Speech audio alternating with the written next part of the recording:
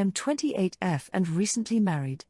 My husband's parents has lots of property, but most in his parents' name and trusts that it won't be counted as his marital asset, including the house we live in. And if something happens to their son, it will go to his children only. Which is fine. We don't have much joint assets as we are recently married. I also inherited a house from my grandmother and it is pre-marriage property. It is in prime location and many businesses offered me a buyout. But I refused.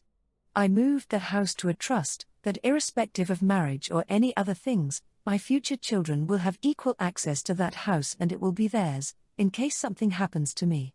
I also plan to make it rental property, considering I get huge amount per room for wholesale shops. Who needs it to keep their materials?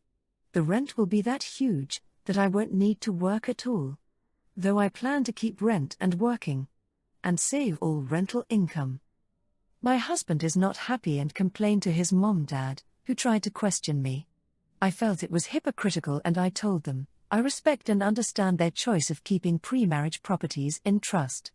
And it is my property too pre-marriage. So I did same. They said it's not same and I am part of family. Their son's properties would be accessible to me. I called out their BS. And said only joint assets, which we will buy post-marriage, will have the same access to both. I also want to keep my children safe and secure in case something happens to me. They are angry and my husband is with puffed face. But I refuse to back down, he is sleeping in other room. Such a man-child. He said it's not same as it is his parents' properties. But this house is mine and we are partners. I said I will not change the trust conditions. We are sleeping in different rooms now. I feel but I feel it's fair. Note in our culture daughter-in-laws are provided stability and safety net. Which they didn't. So they can't expect me to give away my things to family too. Comment 1, the two situations are identical and you have done nothing that they hadn't already done. The thing is they are clearly approaching this from the point of view that their property is theirs and that your property should be theirs too, if they can get away with it. Given your choice of the phrase future children, I am interpreting that as you don't have any right now? If that is the case, run while you still can. Comment 2. I agree. The other thing she needs to find out about is what happens if she does rent it out. Does that income become marital assets? Is there a way to keep that separate? I have no idea what the answer is. She's being really smart. NTA, short story 2, letting my daughter still sleep with a teddy bear. My daughter, 8, still sleeps with a teddy bear her grandmother gave her when she was 3. She's always been shy and timid and gets easily frightened, so at night she's inseparable from her bear. I, 34F, have been told by a few of my extended family members at a family reunion last week that she's too old to be sleeping with a stuffed bear after they saw her sleeping with it in her grandmother's living room. Which is especially ironic coming from my brother who slept with a Batman plush until he was 11. Personally, I don't see a problem with it because it doesn't affect anyone else, and it makes her feel safe and comfortable at night. So, comment 1, I'm 63 and sleep with a squishmallow. Mine is more to help my neck and shoulder but still. Why do they care so much? Comment 2, you're not alone, either. I'm 37 and sleep with squishmallows, too. Story 3, leaving a mean note with my leftovers. I'm 19F, home from college after my freshman year. I loved being away, more independence, and I met my boyfriend, who my parents love. I love my family, but being back has been frustrating.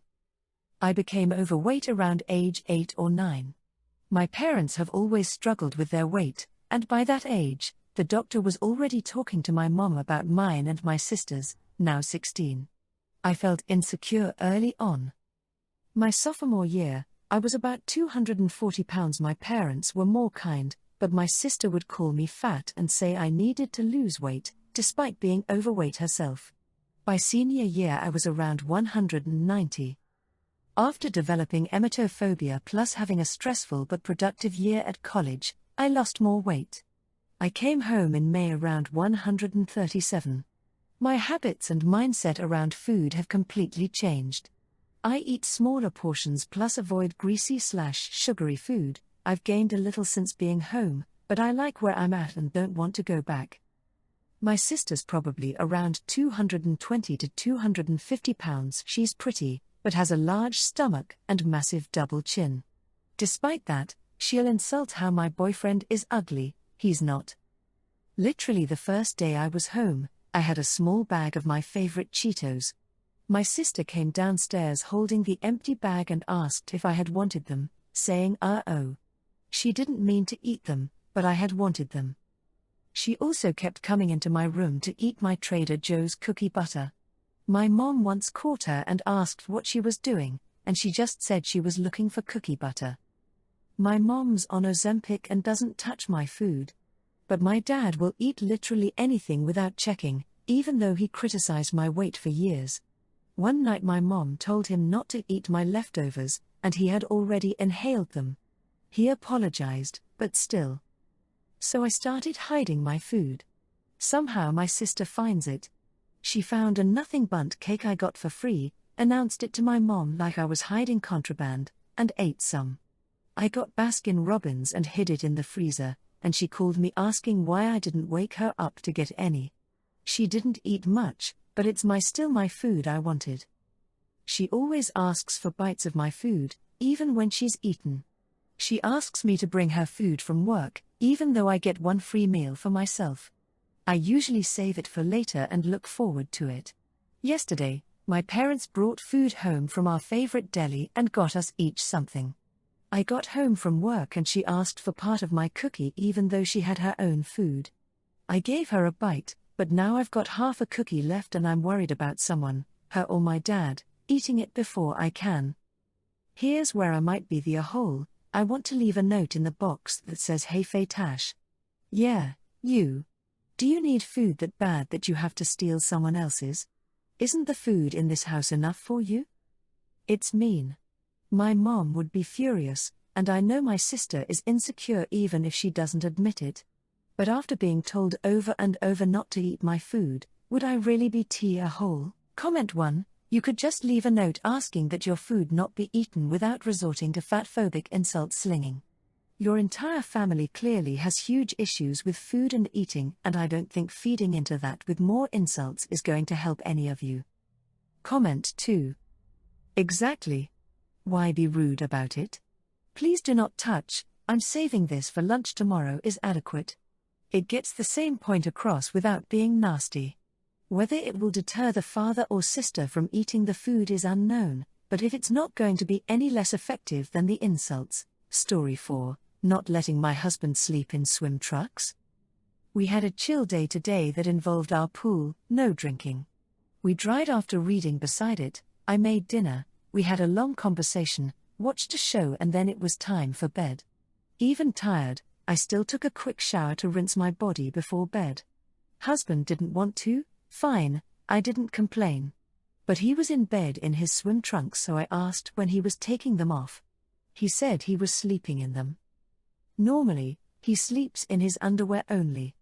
I sometimes sleep in a t-shirt that I only use in bed and undies, sometimes my birthday suit.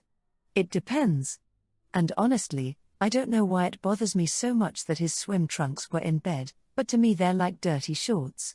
He's worn them outside on dusty furniture, has cat fur all over them, doesn't wash frequently, that kind of vibe. So it feels like outside clothes shouldn't be in bed. I'm not a super clean person by any means, but I like my bed to feel clean. He said he was too lazy to change into his underwear. No problem, buddy, I'll get them for you. Begrudgingly he changed into them, even though he didn't want clean undies on his dirty body. I agree with that but prefer it over his dirty swim shorts in our bed. Anyways, I don't like feeling like a control freak or nagging wife. I keep the bar pretty low in general, so I don't always know when my request/insisting is actually reasonable or if I'm being extra. My husband didn't think there was any rule about what you're allowed to wear to bed, and I disagreed and said there's an unwritten rule. He says he needs it in writing, so here I am. Comment 1. It's summertime, So loosen up and let your 7-year-old do the occasional weird fun thing like wear his swimsuit to bed. It'll chafe and he'll learn his lesson. Oh wait, this is a fully grown-ass adult? Yikes. NTA. Comment 2. NTA. That's gross. He's a grown man and sharing a bed with someone. Even if he didn't want to shower, at least change your shorts, dude. You're not nagging, he doesn't sleep alone, so you must be somewhat considerate of your bed partner. Extra, not letting my boyfriend's nephew spend more time in our house? I, 31F, have lived with my boyfriend, 34M, for 4 years and we do not have any children yet. We spend a lot of time together in our house and going out. He does not get along with his family, and because of that he barely visits them, and they have not visited us often either. Maybe twice or 3 times a year. Recently, in one of those visits, my sister-in-law said to her son 10M that he should come over to our house more often to spend time with his uncle without asking anybody before telling the kid. I did not put much thought into it because I thought she did not really mean it. A while after, my boyfriend tells me his nephew is coming over a couple of times every week, and I told him I thought it was a lot of time and it would disrupt our privacy as a couple and my space as an individual. The kid was visiting us 3 times a week for 3 hours until late at night in school days. That happened for 3 months until the sister-in-law got mad at my boyfriend and stopped sending the kid. Once she felt confident again, she started bringing him over again. So it is always her decision. I complained with him that I felt it was a lot of time and I thought the sister-in-law was taking advantage of the situation. Their mother is the babysitter and it isn't like he doesn't have anyone to babysit him. My boyfriend has said yes all those times because he doesn't like to visit his family house and also the kid enjoys his time here. He thinks I am just being an asshole for not considering the child feelings. Comment 1. NTA. I think there can be some middle ground here. He can spend the night once a week on one of your boyfriend's days off, that way they can spend time together and you have 6 days of privacy still. Comment 2. This would drive me bonkers. I would say not to someone telling me that their kid is coming over. That's rude. If my partner and I made an agreed-on invitation for the kid to come over at our convenience for maybe 2 hours/month, that would be okay with me. But that's all. NTA.